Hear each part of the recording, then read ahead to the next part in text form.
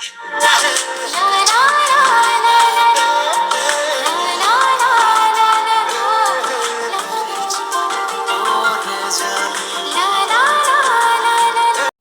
Hi everyone, আজকে আমরা চলে গেছি মহানন্দা নদী, মহানন্দা নদী না, মহানন্দা ব্রিজের উপর দিয়ে বারোঘরিয়া।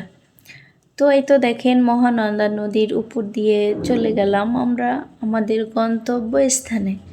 নদীটা এখন অনেকটাই শুকিয়ে গেছে, আর আগে যখন আসছিলাম বর্ষার দিকে তখন হচ্ছে অনেক ভরা ছিল, নৌকা দিয়ে ঘুরতে খুবই মজা হয়েছিল।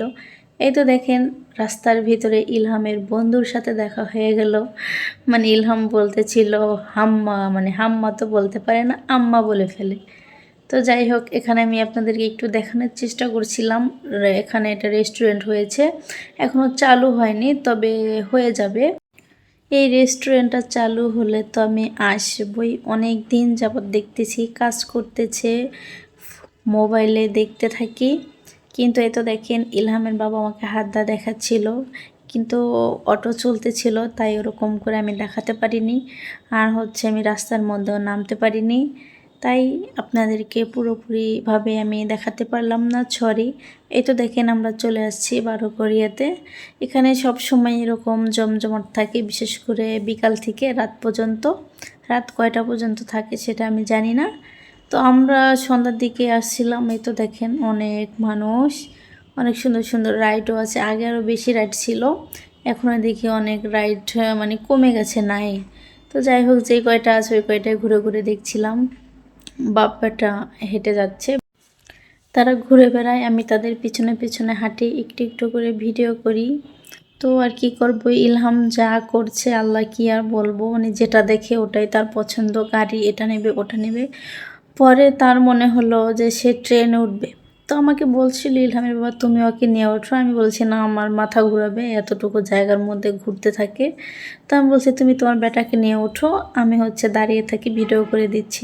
দেখেন, ছেলে মনে হয় তার মাকে চিনেই না, সে এত খুশি ট্রেনে উঠে। তারপরে হচ্ছে আরও অনেক রাইডে উঠতে চেয়েছিল, যেহেতু ছোট এখন ওরকমভাবে ধরে বসতে পারে না, তাই আর অন্যগুলো রাইডে ওকে বসায় নেবেন, যেটা আমরা ওকে ধরে বসতে পারবো ওগুলাতে নিয়ে ওকে উঠছি।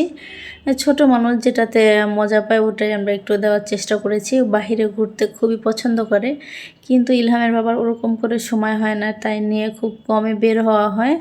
আর আমি তো একা একা কোথায় যাব, একা একা আমার বের হওয়া হয় না বললেই হয়।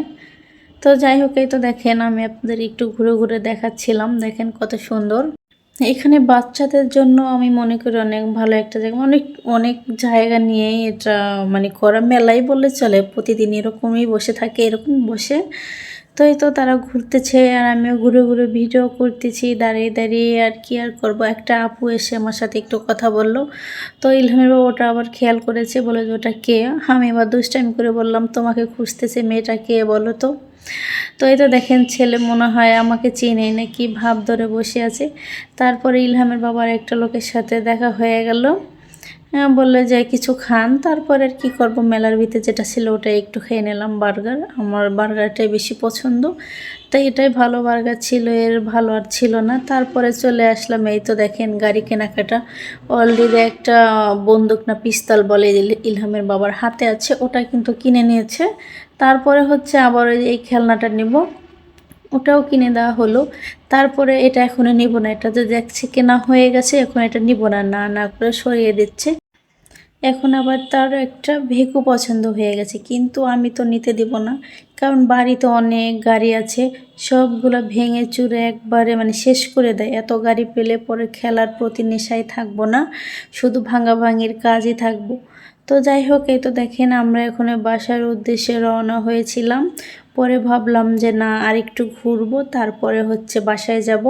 যেহেতু রাত বড়, তাই মনে হয় যে সময় পার হয় না, দিন ছোট, তাই তাড়াতাড়ি সময়টা পার হয়ে যায়।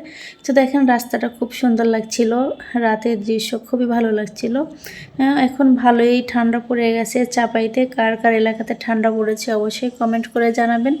তারপরে চলে গেলাম ধুপি খেতে। ধুপির দোকানে এত ভিড়, অনেক ঝড় ঝাপটা পেরিয়ে তারপরে হচ্ছে 4টা ধুপি নিয়ে বাসায় চলে গিয়েছিলাম। দাঁড়িয়ে দাঁড়িয়ে একটু ভিডিও করছিলাম। তো আজকে পর্যন্ত সবাই ভালো থাকেন, সুস্থ থাকেন, আল্লাহ হাফেজ।